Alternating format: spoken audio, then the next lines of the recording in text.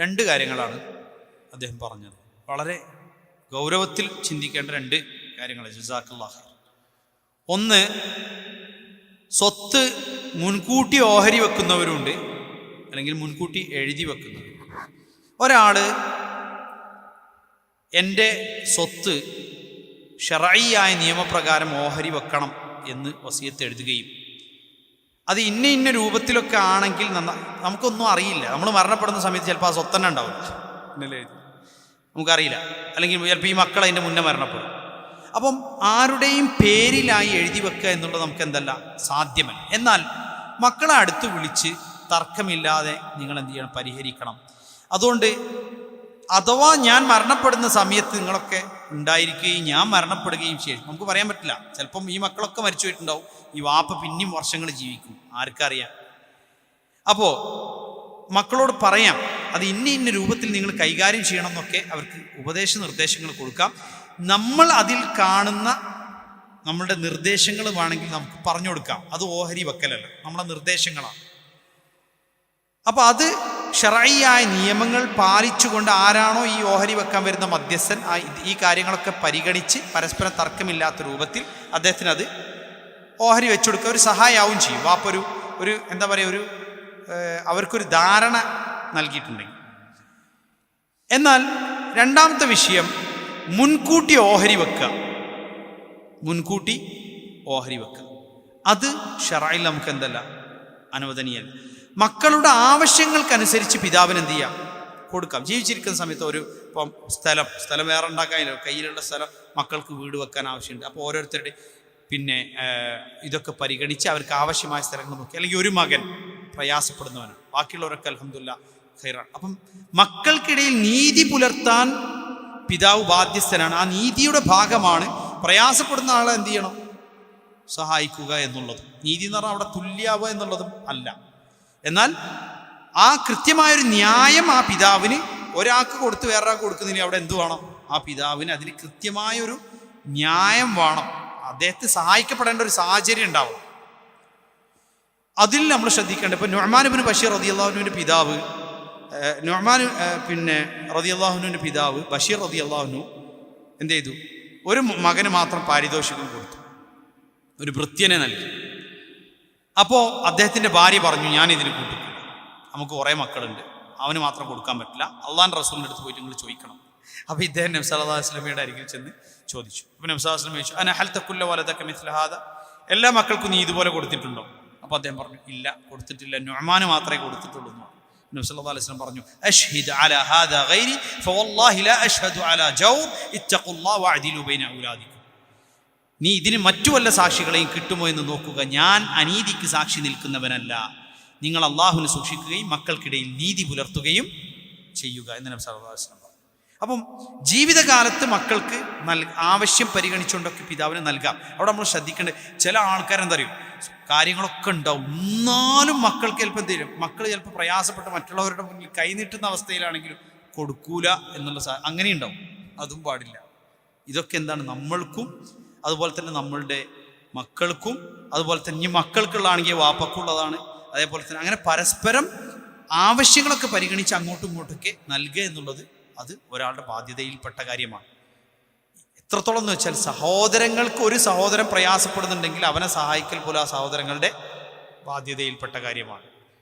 ഒരാൾ വന്നിട്ട് നബി സല്ലല്ലാഹു അലൈഹി വസല്ലമിൻ്റെ അടുത്ത് വന്നിട്ട് പരാതി പറഞ്ഞു, അള്ളാഹുവിൻ്റെ റസൂലേ, എൻ്റെ സഹോദരൻ ഒരാൾ, അയാൾക്ക് ഹിർഫത്ത് ജോലി അറിയുന്നതാണ്, എന്നാൽ എൻ്റെ സഹോദരൻ എന്നും ഇവിടെ പള്ളിയിൽ നിങ്ങളെടുത്ത് പഠിക്കാനും മനസ്സിലാക്കാനൊക്കെ ആയിട്ട് വരികയാണ്, ഞാൻ തൊഴിലിന് പോവാണ്, എൻ്റെ വരുമാനത്തിൽ നിന്നാണ് ഓൻ തിന്നുന്നത്.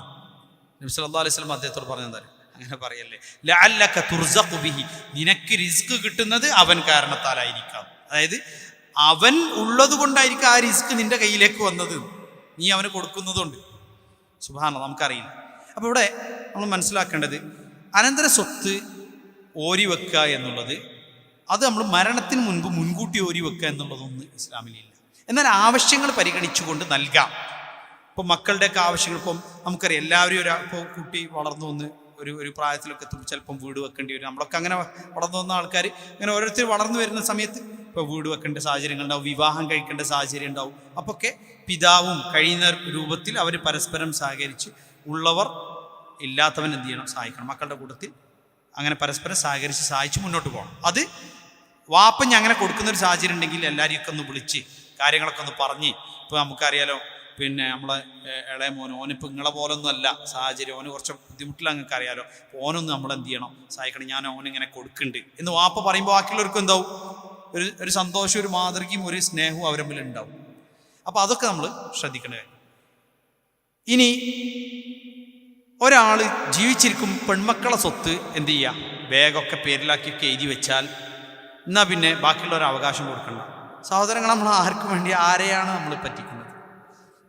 അള്ളാഹു തആല ഒരു നിയമം വെച്ചിട്ടുണ്ടെങ്കിൽ ആ നിയമത്തിന് കാരണമുണ്ട്. നമ്മളാണോ നമ്മുടെ സഹോദരങ്ങളാണോ ആദ്യം മരിക്കുക എന്ന് ആരാ നമ്മളോട് പറഞ്ഞ്? ഇതിൽ ഇനി ഈ പെൺമക്കളാണോ ആദ്യം മരിക്കുക, നമ്മളാണോ ആദ്യം മരിക്കുക എന്ന് ആരാ നമ്മളോട് പറഞ്ഞ്?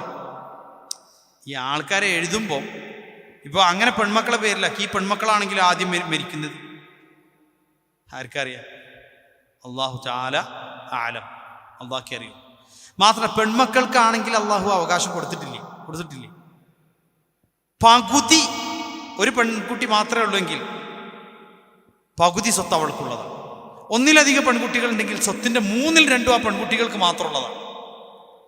പിന്നെ ഈ പെൺകുട്ടി എന്ന് പറയുന്നത് മാത്രമാണ് ബന്ധം, സഹോദരൻ ബന്ധമല്ലേ, ആ ബന്ധത്തിന് വിലയില്ലേ. അപ്പോൾ ഈ കോങ്കണ്ണോണ്ട് നോക്കിയാൽ, അതായത് ചില ആൾക്കാർ നോക്കുമ്പോൾ ഞാൻ എൻ്റെ കുട്ടികൾ എൻ്റെ അപ്പ അമ്മ മാത്രമല്ല ബന്ധം, ഇതൊക്കെ ബന്ധം തന്നെയല്ലേ, ഒരു ഗർഭാശയത്തിൽ കിടന്ന സഹോദരങ്ങളല്ലേ, അതും ബന്ധമല്ലേ. അപ്പം ഞാൻ പറഞ്ഞു വരുന്നത്, അള്ളാഹു തആല ഒരു നിയമം പറയുമ്പം ആ നിയമം സമ്പൂർണ്ണമാണ്.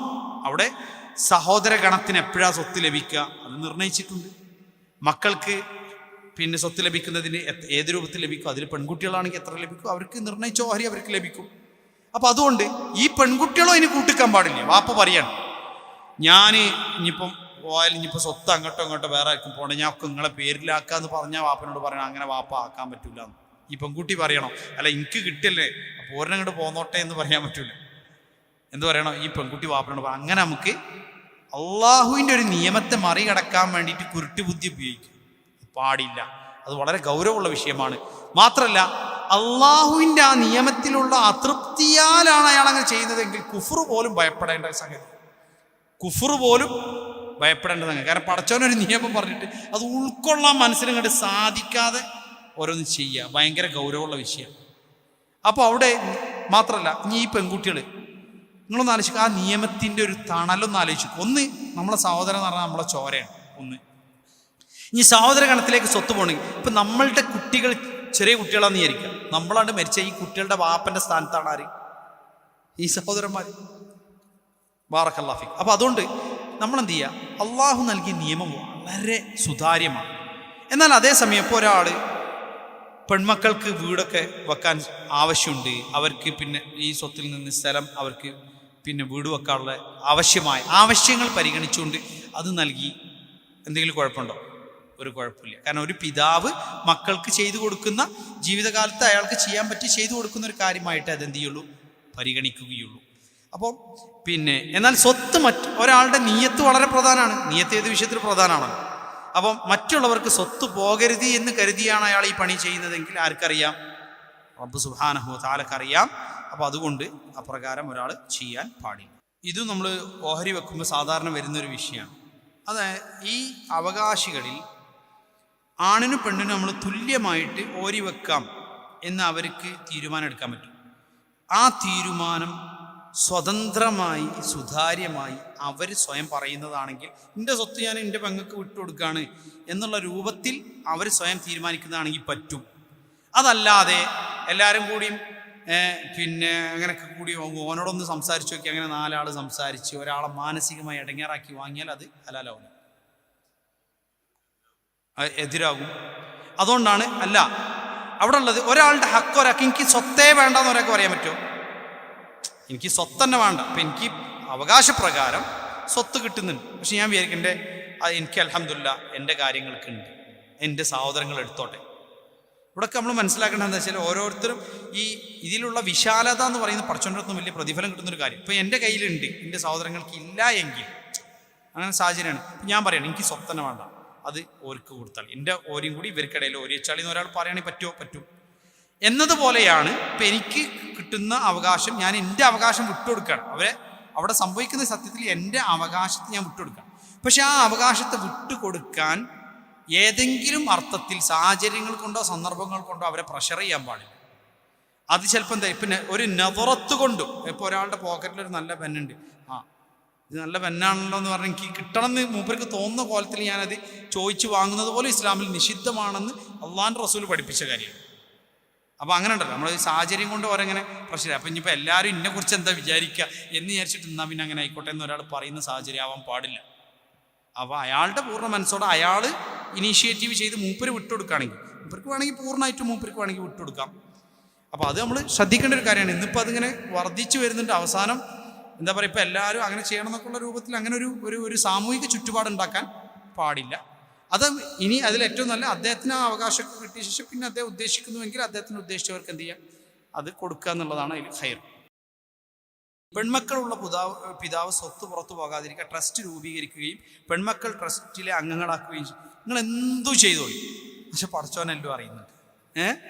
ഇതാലും തെസ്തഹി ഫസ്ന അമാശിയത്ത് നബിസാസം പറഞ്ഞു, ലജ്ജയില്ലെങ്കിൽ നിങ്ങൾ തോന്നിയ ചെയ്തോ, എന്തു ചെയ്യാൻ. ഇനിയിപ്പോൾ ട്രസ്റ്റ് രൂപീകരിച്ചാൽ നിങ്ങളെ ഉദ്ദേശം എന്താണെന്ന് അള്ളാഹ്ക്ക് അറിയാം, അത്രയിലുള്ളൂ. മാത്രം ഇതൊക്കെ ഇനി ഇത് ചില ചോദ്യങ്ങൾ കേൾക്കുമ്പോൾ അതിൽ ഇതൊക്കെ പാലിക്കുന്നവർക്ക് പറഞ്ഞാണ്, പാലിക്കാത്തവർക്ക് എന്തിനാ ട്രസ്റ്റ് രൂപീകരിക്കേണ്ട ആവശ്യം? പാലിക്കുന്നവർക്കല്ലേ ഇതൊക്കെ പറഞ്ഞു. പാലിക്കാത്തവർക്ക് ഇനിയിപ്പോൾ അതിന് ട്രസ്റ്റ് ഉണ്ടാക്കണ പൈസയും കൂടി കളയണം, നിങ്ങൾക്ക് അല്ലാതെ തന്നെയാണ് എടുത്താൽ പോലെ. അപ്പം ഞാൻ പറഞ്ഞു ഇതൊക്കെ പാലിക്കുന്നവർക്കുള്ള നിയമമാണ്, പാലിക്കാത്തവർക്ക് ഇതൊന്നും വിഷയമല്ല, നിങ്ങൾ ഇഷ്ടമുള്ള മാതിരി കാട്ടിക്കോളൂ. പടച്ചോൻ്റെ മുന്നിൽ മറുപടി പറഞ്ഞാൽ അതാണ് വിശ്വാസം. ഇതാലും തെസ്തഹി ഫസ്ന മാഷിത്ത്, ഇതൊക്കെ അള്ളാഹുവിൻ്റെ മുന്നിൽ ലജ്ജയുള്ള, എനിക്ക് നൽകപ്പെട്ടതെല്ലാം റബ്ബ് നൽകിയതാണെന്ന് ബോധ്യമുള്ള, എൻ്റെ ധനത്തിൽ അള്ളാഹുവിൻ്റെ നിയമങ്ങൾ പാലിക്കണമെന്ന് ബോധമുള്ള ഒരു മുഅ്മിന് ഉള്ള നിയമങ്ങളാണ്. അല്ലാത്തൊരു വ്യക്തിക്ക് അയാൾക്ക് ഇഷ്ടമുള്ളത് ചെയ്യാം, എന്തു ചെയ്യാം. ഇനിയിപ്പോൾ ട്രസ്റ്റ് ഉണ്ടാക്കണമെന്നൊന്നുമില്ല. ഇനിയിപ്പോൾ ട്രസ്റ്റ് ഉണ്ടാക്കിയാൽ നമുക്കതിൽ പ്രത്യേകിച്ചൊന്നും പറയാനില്ല. അള്ളാഹുവിൻ്റെ നിയമങ്ങളെ മറികടക്കാൻ വേണ്ടിയിട്ടുള്ള എന്ത് നിങ്ങൾ ചെയ്താലും അത് അള്ളാഹുവിൻ്റെ മുന്നിൽ നിങ്ങൾ മറുപടി പറയേണ്ടതായ കാര്യങ്ങളായിരിക്കും. അത് നമ്മൾ ശ്രദ്ധിക്കും. അപ്പോൾ അതിൽ നമ്മളെ സംബന്ധിച്ചിടത്തോളം നമ്മൾ ഈ അവകാശികളെ പറയുന്നിടത്ത് നമ്മളെന്ത് ചെയ്യും, പിന്നെ ഈ ഇപ്പോൾ ഉമ്മ ഉണ്ടെങ്കിൽ ഉമ്മയുടെ ഭാഗത്തു നിന്നുള്ള പിന്നെ ഒന്നും അവർക്കാർക്കും സ്വത്ത് പോരാ. അതേപോലെ ഇപ്പം വാപ്പയുണ്ടെങ്കിൽ വാപ്പയുടെ ഭാഗത്തു നിന്ന് ആർക്കും എന്ത് ചെയ്യൂല, പിന്നെ സ്വത്ത് പോകില്ല. അപ്പോൾ വാപ്പയില്ലെങ്കിൽ പിന്നെ നമ്മൾ എന്ത് ചെയ്യും, വാപ്പനെ നോക്കും. അപ്പോൾ അതിന് പിന്നെ അദ്ദേഹം ഇങ്ങോട്ട് വാപ്പൻ്റെ സ്ഥാനത്തേക്ക് ഇങ്ങോട്ട് എന്ത് ചെയ്യും, ഇറങ്ങി വരും. അങ്ങനെ പരിഗണിച്ചിട്ട് നമ്മൾ അവർക്ക് ഇപ്പോൾ ഉദാഹരണത്തിന് മരണപ്പെട്ട വ്യക്തിയെ സംബന്ധിച്ചിടത്തോളം നമ്മൾ ഈ അവകാശികളെ നോക്കും. ഈ പിതാവിൻ്റെ പിതാവ് എന്നുള്ള ഗണത്തിൽ വരുന്നത്. അതേപോലെ തന്നെ ജദ്ദ, അതായത് വല്യുമ്മ ആണെങ്കിൽ ആ വല്യുമ്മയുടെ ഗണം നമ്മൾ നോക്കും. ഈ വല്യുമ്മ ആര് വഴിയാണ് ഈ വല്യുമ്മയായി വരുന്നത് എന്നുള്ളത് മനസ്സിലായോ. അപ്പോൾ അവർക്കിടയിലുള്ള ആ ബന്ധം വരുത്തുന്ന വ്യക്തി ഉണ്ടെങ്കിൽ പിന്നെ അവർക്ക് എന്ത് കിട്ടൂല. ഇപ്പം മയ്യത്തിലേക്ക് ആര് വഴിയാണോ ഈ വ്യക്തിക്ക് ബന്ധം വരുന്നത് ആ ഇടയിലുള്ള കണ്ണി ഉണ്ടെങ്കിൽ ഈ മുകളത്തെ കണ്ണിക്ക് എന്ത് പോകില്ല, സ്വത്ത് പോലും. അതില്ലെങ്കിൽ നമ്മൾ അവരെ പരിഗണിക്കും, അവർക്കുള്ള ഓഹരി നമ്മൾ പരിഗണിച്ചിട്ട് നൽകും. ഉപ്പയുണ്ടെങ്കിൽ ഉപ്പയുടെ ഉപ്പക്ക് സ്വത്ത് ലഭിക്കൂല. ഒരാൾ മരിച്ചു, അപ്പോൾ ഉപ്പ ഇല്ലെങ്കിൽ സ്വത്ത് ലഭിക്കും. നിങ്ങൾ മനസ്സിലാക്കിയാൽ മതി. നമുക്ക് ഓരോരുത്തരെ വിഷയം നമുക്ക് പറയാൻ പറ്റില്ല. അതായത് ഇപ്പോൾ ഓരോരുത്തരെ അനന്തര സ്വത്ത് നമുക്ക് കൊടുത്ത് ഓരിച്ചു കൊടുക്കാൻ കഴിയില്ല. ഞാൻ പറയുന്നത് ഇപ്പോൾ ഇതിൽ അതായത് ഒരാൾ മരിച്ച് വാപ്പല്ല, വാപ്പൻ്റെ വാപ്പ ഉണ്ടെങ്കിൽ വാപ്പൻ്റെ വാപ്പക്ക് എന്ത് കിട്ടും, സ്വത്ത് കിട്ടും. വാപ്പക്ക് എത്രയാണോ കിട്ടുന്നത് അത് വാപ്പൻ്റെ വാപ്പ കിട്ടും. വാപ്പൻ്റെ ഉമ്മക്കുണ്ട്, വാപ്പൻ്റെ ഉമ്മക്ക് കിട്ടണമെങ്കിൽ ഈ മരിച്ച വ്യക്തിയുടെ ഉമ്മയില്ലെങ്കിൽ അവിടെ നമ്മൾ ജദ്ദത്തിനെ പരിഗണിക്കും, വല്യുമ്മയെ പരിഗണിക്കും. അവിടെ മരിച്ച വ്യക്തിയുടെ ഉമ്മയുണ്ടെങ്കിൽ പിന്നെ വല്യുമ്മ എന്നുള്ള ഗണത്തിലുള്ള ആർക്കും സ്വത്ത് കിട്ടില്ല.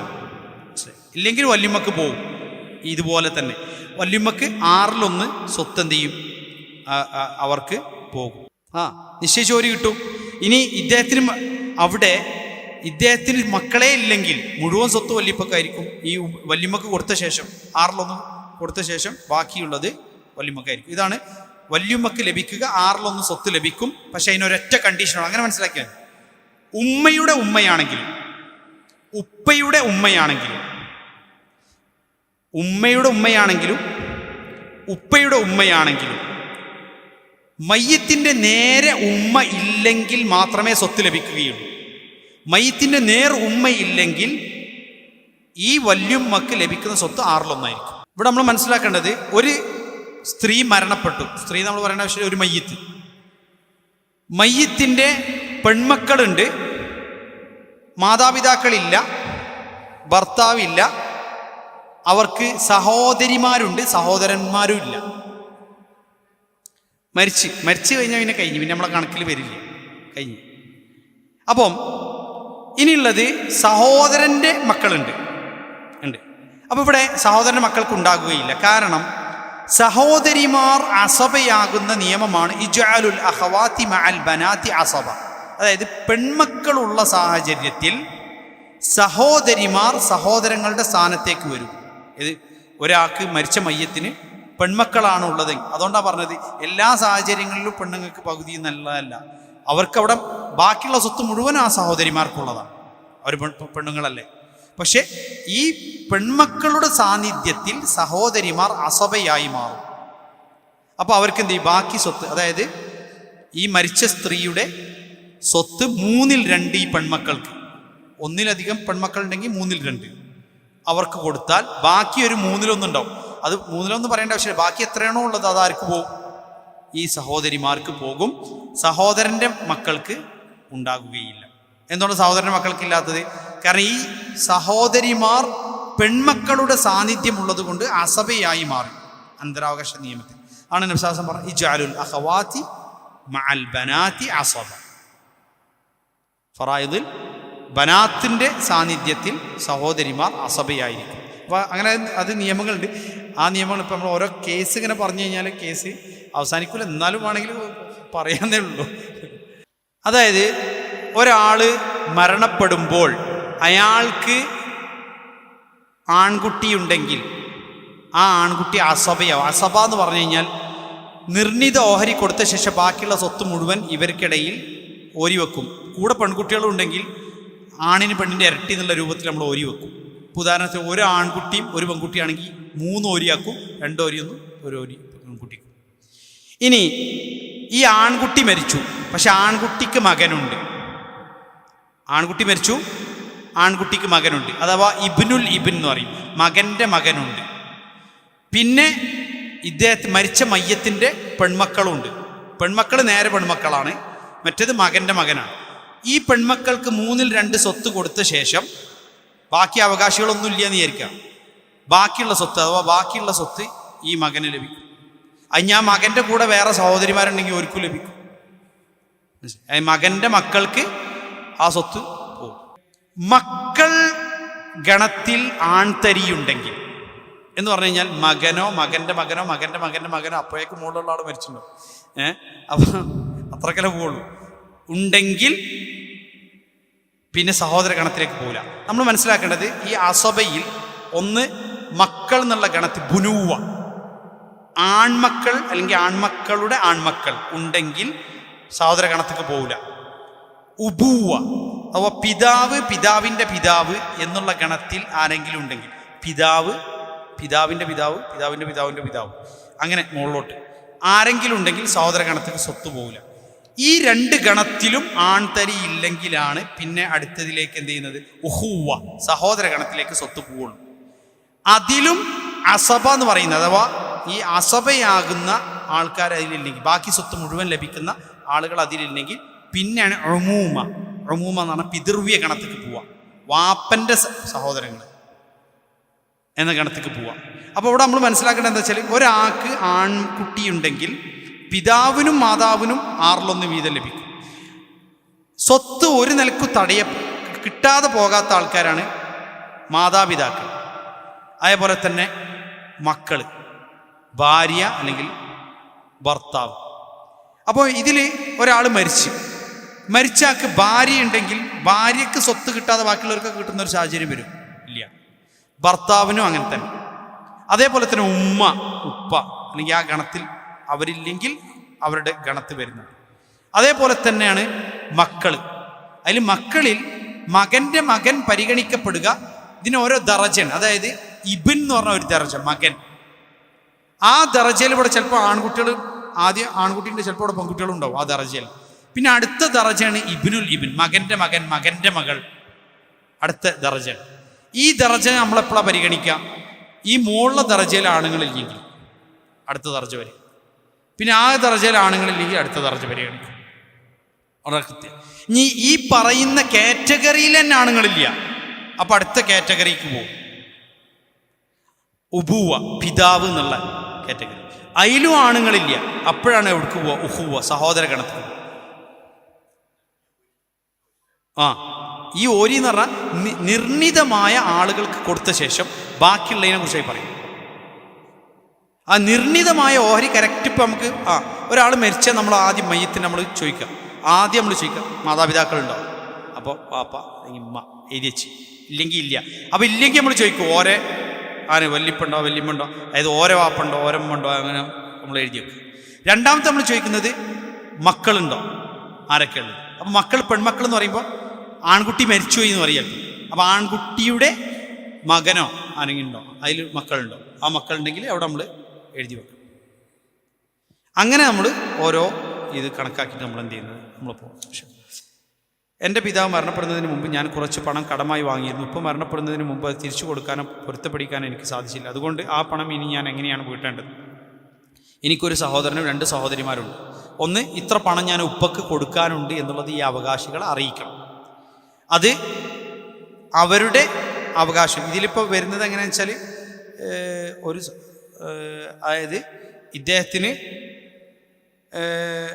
ഒരാൺകുട്ടിയും 3 പെൺകുട്ടികളും ഉള്ളത്. അതിൽ സ്വാഭാവികമായിട്ടും ഓരി വരുമ്പോൾ എത്ര വരിക വെച്ചാൽ 5 ഓരി ഉണ്ടാവും. ആൺകുട്ടിക്ക് 2 ഓരി, ബാക്കിയുള്ളവർക്ക് ഓരോ ഓരി, അപ്പം 5 ഓരി. അപ്പോൾ ഈ പണത്തിന് എന്ത് ചെയ്യുക?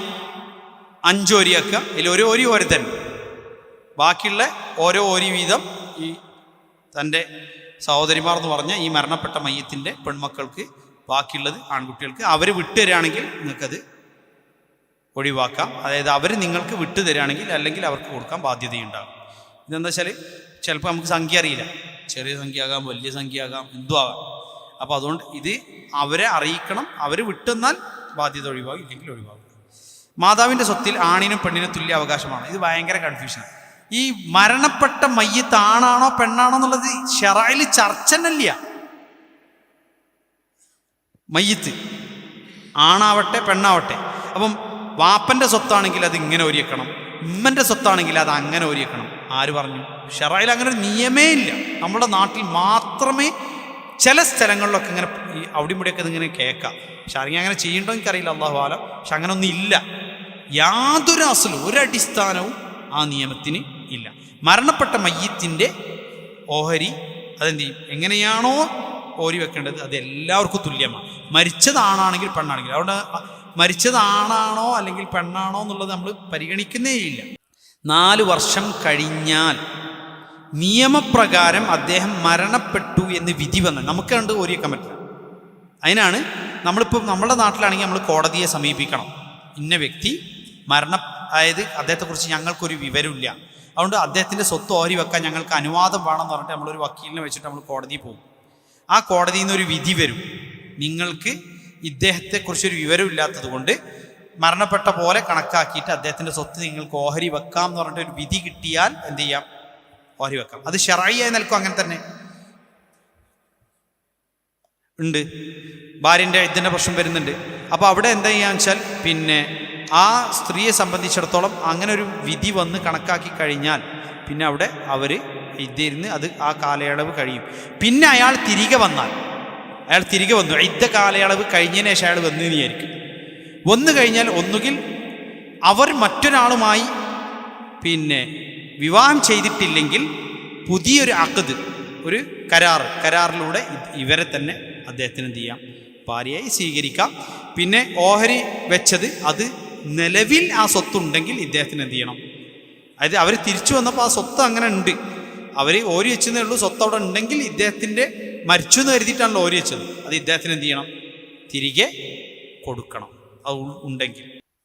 മരണപ്പെട്ട മയ്യത്തിന് പെൺമക്കളാണെങ്കിൽ 3-2 സ്വത്തുകൾക്ക് പോയി.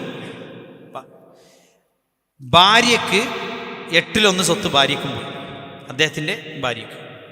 പിന്നെ അദ്ദേഹത്തിൻ്റെ മാതാപിതാക്കൾ ഉണ്ടോ നോക്കണം. മാതാപിതാക്കൾ ഉണ്ടെങ്കിൽ അവർക്ക് എന്തുണ്ടാവും? വാപ്പ ഉണ്ടെങ്കിൽ പിന്നെ സഹോദരങ്ങൾക്കൊന്നും കിട്ടൂല. വാപ്പൻ്റെ വാപ്പ ഉണ്ടെങ്കിൽ സഹോദരങ്ങൾക്കൊന്നും ഉണ്ടാവും. മാത്രമല്ല ഉമ്മ ഉണ്ടെങ്കിൽ ഉമ്മക്ക് എന്തുണ്ടാവും? 6/1 സ്വത്തുണ്ടാവും. കാരണം അവിടെ മക്കളുള്ളതുകൊണ്ട് ഉമ്മക്ക് 6/1 സ്വത്തുണ്ടാവും.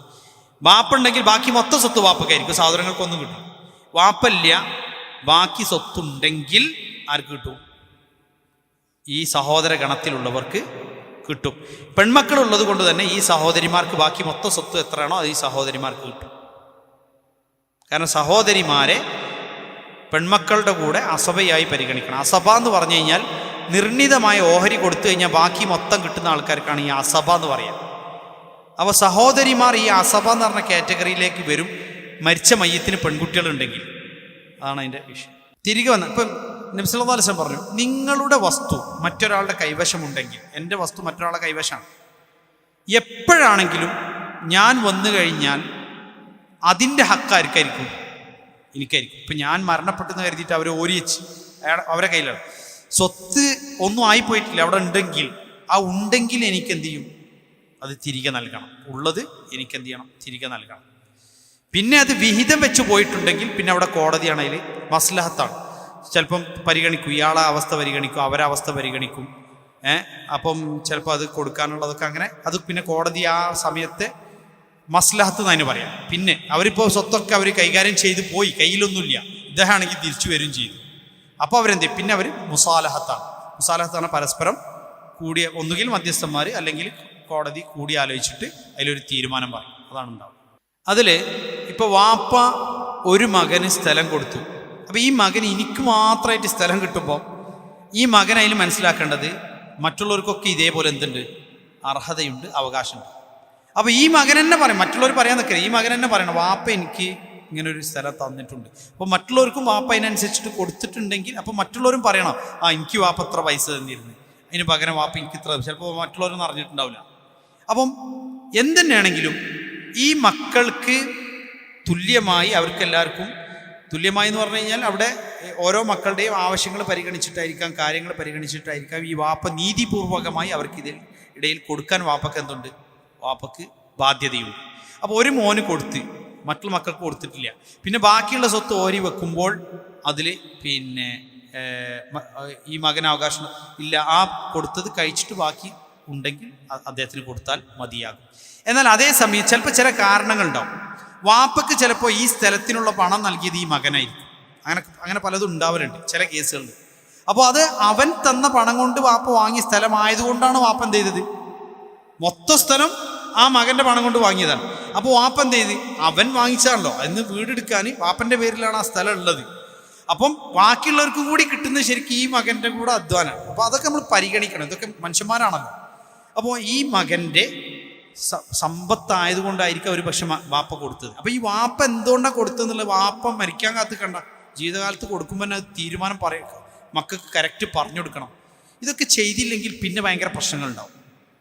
ഇപ്പോൾ ഈ വാപ്പ കൊടുക്കുന്ന സമയത്ത് ഇപ്പോൾ ഈ മക്കളോടൊക്കെ തുറന്ന് നമ്മൾ ചിലപ്പോൾ നമുക്ക് തുറന്ന് നമ്മൾ സംസാരിക്കൂല, ഭയങ്കര പ്രശ്നമാണ്. അപ്പം ചിലപ്പോൾ എന്ത് ചെയ്യും, ഒരാൾ ബഹുമാനിച്ചിട്ട് തൻ്റെ സ്ഥലം വാപ്പൻ്റെ പേരിൽ എഴുതും, അത് നിങ്ങളെ പേരിൽ തന്നെ നിന്നോട്ടെ. അപ്പോൾ സ്ഥലം എൻ്റെതാണ്, പൈസ കൊടുത്തത് ഓനാണ്. വാപ്പക്കും ഓനത് കൊടുക്കാനും ഉദ്ദേശിച്ചിട്ടില്ല, അവന് വീട് വെക്കാനുള്ള സ്ഥലം തന്നെയാണ്. എഴുതിയത് ആരെ പേരില്ല? വാപ്പൻ്റെ പേര്. വാപ്പ മരിച്ചപ്പോൾ പ്രശ്നമായി. അപ്പോൾ ഓരോ വസ്തുക്കളൊക്കെ ആരുതാണോ അത് ഓരോ പേരിലാക്കുക. അതൊക്കെ അങ്ങോട്ടും ഇങ്ങോട്ടുമൊക്കെ നമ്മൾ ജീവിച്ചത്, നമ്മളെ കയ്യിലും ബാധ്യത ഒക്കെ അങ്ങോട്ടും ഇങ്ങോട്ടൊക്കെ ഉള്ളത് ഇതാ, ഇത് നിങ്ങൾക്കുള്ളത്. അല്ലെങ്കിൽ ഇപ്പോൾ ഒരു മോന് കൊടുത്ത് അപ്പം നമ്മളെ മനസ്സിലുണ്ട് മറ്റേ മക്കൾക്ക് കൊടുക്കണം എന്നുള്ളത്, പക്ഷേ നമ്മളെപ്പോഴാണ് ഇവിടെ പറഞ്ഞു പോകാൻ നമുക്കറിയില്ല. അപ്പോൾ നമ്മൾ മറ്റുള്ള കുട്ടികളൊക്കെ വിളിച്ചിട്ട് പറയണം. ഇപ്പോൾ ബോംബെയിലുള്ളൊരു കേസ്, അവിടെ പള്ളിയിൽ വരുന്ന ഒരാൾ പറഞ്ഞത് എന്താണെന്ന് വെച്ചാൽ, വാപ്പ മരിക്കുന്ന സമയത്ത് ഒരു സ്ഥലം നിർണയിച്ചിട്ട് പറഞ്ഞ് ഒരു 2 സ്ഥലങ്ങളുണ്ട്. ഒരു സ്ഥലം കുറച്ച് വലിയ സ്ഥലമാണ്, ഒരു സ്ഥലം കുറച്ച് ചെറിയ സ്ഥലമാണ്. പക്ഷേ ഈ ചെറിയ സ്ഥലം പിന്നെ ഒരു പ്ലോട്ടും മറ്റേ സ്ഥലം വേറെ പ്ലോട്ടും. അപ്പോൾ അതിൽ ഇദ്ദേഹം പറഞ്ഞു, ഈ സ്ഥലത്ത് വീടുണ്ട്, ഈ ചെറിയ സ്ഥലത്ത് ഒരു വീടുണ്ട്. അപ്പോൾ ഇത് മോന് കൊടുക്കുകയാണെങ്കിൽ ഇദ്ദേഹത്തിൻ്റെ 2 സഹോദരിമാർക്ക് ആ വലിയ സ്ഥലം നിങ്ങൾക്ക് തരാം. പക്ഷേ ഇതിൽ പരസ്പരം അങ്ങോട്ടും ഇങ്ങോട്ടും എന്ത് ചെയ്യരുത്, അവകാശങ്ങൾ പറയരുത്. ഇതിൽ ഒരു സ്ഥലം ഉമ്മൻ്റെ പേരിലുള്ളായിരുന്നു, ഉമ്മ മരണപ്പെട്ടു. മറ്റേ സ്ഥലം വാപ്പൻ്റെ പേരിലുള്ളതാണ്. ഇവർക്കൊക്കെ ആണെങ്കിൽ വീട് വെക്കാൻ ആവശ്യമുണ്ട്. അപ്പോൾ വാപ്പ എന്ത് ചെയ്യാണ്, ഓരോരുത്തർക്ക് വീട് വെക്കാൻ സ്ഥലം നിർണ്ണയിച്ചു. അപ്പോൾ ഈ വലിയ ഉമ്മൻ്റെ പേരിലുള്ള സ്ഥലം എന്താക്കി കൊടുത്ത് സഹോദരിമാർ പറഞ്ഞ് ഞങ്ങൾക്ക് അത് മതി. അപ്പോൾ ഉമ്മൻ്റെ പേരിലുള്ള സ്ഥലം മുഴുവനായി ഇദ്ദേഹത്തിൻ്റെ അതിലുള്ള അവകാശം കൂടി സഹോദരിമാർക്ക് വിട്ടുകൊടുത്ത്. എന്തിൻ്റെ പേരിൽ? ഇവിടുത്തെ ഈ സ്വത്തിൽ ഇത് അദ്ദേഹത്തിനുള്ളതാണ് എന്നുള്ളൊരു ഇതിൻ്റെ അടിസ്ഥാനത്തിലാണ് ആ വിട്ടുകൊടുത്തത്. പക്ഷേ പിന്നെ വാപ്പ മരണപ്പെട്ടപ്പം ഇവരെല്ലാ കോൺട്രാക്റ്റും ഒക്കെ സൈൻ ഒക്കെ കുഴപ്പമില്ല, കരാറൊക്കെ ഉണ്ട്, എല്ലാം ഉണ്ട്, ശരിയാണ്. പക്ഷേ ഇദ്ദേഹം അവിടെ എന്ത് ചെയ്യും, അവിടെ ഉള്ള വീട് പൊളിച്ചിട്ട് ഒരു ബിൽഡേഴ്സിനെ കണ്ടിട്ട് അവിടെ ഒരു 10 നിലയുള്ളൊരു ഫ്ലാറ്റ് എടുത്ത് 5 ഫ്ലാറ്റ് ബിൽഡേഴ്സിന് കൊടുത്ത് അവരുണ്ടാക്കിയതാണ്. 5 ഫ്ലാറ്റ് ഇദ്ദേഹത്തിന് അവർ കൊടുക്കുകയും ചെയ്തു. ഒരു ഡീലാണ്. ആ സ്ഥലത്തിന് നല്ല വില. ഈ ഫ്ലാറ്റ് പൊന്തിയപ്പോൾ സഹോദരി പറഞ്ഞു, അത് ഉമ്മൻ്റെ സ്വത്താണ്, ഞങ്ങൾക്ക് ഉമ്മ തന്നതാണ്, ഇത് വാപ്പൻ്റെ സ്വത്താണ്, ഇതിൽ ഞങ്ങൾക്കുള്ള അവകാശമാണെന്ന്. എങ്ങനെയുണ്ട്? അപ്പോൾ അൽ മുസ്ലിമൂന അലാ ശുറൂത്തിഹിം, മുസ്ലിമീങ്ങൾ പരസ്പരം വെച്ചിട്ടുള്ള ധാരണകൾ പാലിക്കാൻ അവരെന്താണ്, ബാധ്യസ്ഥരാണ്. അല്ലെങ്കിൽ ഇതൊന്നും നടക്കും, ഇടപാട് ബാധ്യത. അപ്പോൾ ഇതിലൊക്കെ എന്ന് പറഞ്ഞു കഴിഞ്ഞാൽ ഇങ്ങനെ കുറേ എല്ലാ കുടുംബത്തിലും ഉണ്ടാവും കുറേ ചെറിയ ചെറിയ സംഗതികൾ. വാപ്പ അങ്ങനെ പറഞ്ഞത് അങ്ങനെ. ഇപ്പം അല്ലെങ്കിൽ വാപ്പ ചിലപ്പോൾ എന്ത് ചെയ്തിട്ടുണ്ടാവും, എന്തെങ്കിലും വാപ്പയ്ക്ക് എന്തോ ഒരു ആവശ്യം വന്നപ്പോൾ കുറച്ച് സംഖ്യ ഒരു മോനോട് പറഞ്ഞു. അപ്പോൾ മോനോട് പറഞ്ഞ് അതിന് പകരം ഞാൻ എനിക്ക് ഇത് എനിക്കുള്ളതാണ് കേട്ടോ എന്നൊക്കെ പറഞ്ഞിട്ടുണ്ടാവും. വേറെ ആരും അറിയില്ല. നാളെ മോൻ വന്നിട്ട് ഇത് എനിക്കുള്ളതെന്ന് പറഞ്ഞാൽ പ്രയാസമായിരിക്കും. അപ്പോൾ അതുകൊണ്ട് ഇത്തരം കാര്യങ്ങളൊക്കെ നമ്മൾ ഒരു കൂടി ആലോചിച്ച് തുറന്ന് പറഞ്ഞ് അതിനൊക്കെ എന്ത് ചെയ്യുക, ഒരു രേഖയും കാര്യങ്ങളൊക്കെ ഉണ്ടാക്കി ഹക്കുകളൊക്കെ അങ്ങോട്ടും ഇങ്ങോട്ടും കൂടിക്കലരാത്ത രൂപത്തിൽ ചെയ്തു വെച്ചാൽ നാളെ മക്കൾ ഇന്ന് നിങ്ങൾ കാണുന്ന സന്തോഷത്തിൽ നാളെയും മക്കൾ ഇത് ചെയ്യും. ഇല്ലെങ്കിൽ പ്രയാസമായിരിക്കും. ഇനി മാത്രമല്ല മക്കൾക്ക് പറഞ്ഞു കൊടുക്കും, ഇനിയിപ്പോൾ അഥവാ നമുക്കെന്തെങ്കിലും സംഭവിച്ചാൽ തന്നെ ശറഈയായ നിയമപ്രകാരം പരസ്പരം ഒരുമയോടുകൂടി ഒരാളെ ഹക്കും വേറൊരാളേക്ക് കൂടാത്ത രൂപത്തിൽ നിങ്ങൾ എന്ത് ചെയ്യണം, പരസ്പര വിട്ടുവീഴ്ചയോട് കൂടിയിട്ട് ഇതൊക്കെ ചെയ്യണം എന്നൊക്കെയുള്ള ഉപദേശമൊക്കെ മക്കൾക്ക് എന്ത് ചെയ്യണം, ഒന്ന് വിളിച്ചിരുത്തിയിട്ട് കൊടുക്കണം. അപ്പോൾ അതിനെന്താ വെച്ചാൽ നമുക്ക് ഭയങ്കര ഒരു മടി, ഒരു ബാരിയർ ഉണ്ട്. അതൊരു വലിയ പ്രശ്നമാണ്. ഇപ്പോൾ നിങ്ങളൊന്ന് ആലോചിച്ചൊക്കെ, ശരിക്കും ഇസ്ലാമിലുള്ള ഒരു സുന്നത്താണ് മക്കളെ വിളിച്ചിരുത്തിയിട്ട് ഇങ്ങനെ കാര്യം സുതാര്യമായി അവരോട് പറയാനുള്ളത് പറയാന്നുള്ളത്. ഒരു സുന്നത്താണ്, ഒരു വസിയത്ത് മക്കളോടുള്ള അത്തരം കാര്യങ്ങൾ പറഞ്ഞു കൊടുക്കാന്നുള്ളത്. അപ്പോൾ അതിൽ നമ്മൾ ഈ കാര്യങ്ങൾ ശ്രദ്ധിക്കുക. എനിക്ക് തോന്നുന്ന സമയം ഏകദേശം ആയിട്ടുണ്ട്, നമുക്ക് അവസാനിപ്പിക്കാം. ഇൻഷാ അല്ലാഹ്. ജസാക്കുമുല്ലാഹു ഖൈറൽ ജസാ വസല്ലല്ലാഹു അലാ നബീന മുഹമ്മദ്. സുബ്ഹാനക അല്ലാഹുമ്മ വബിഹംദിക അഷ്ഹദു അൻ ലാ ഇലാഹ ഇല്ലാ അൻത അസ്തഗ്ഫിറുക വഅതൂബു ഇലൈക്.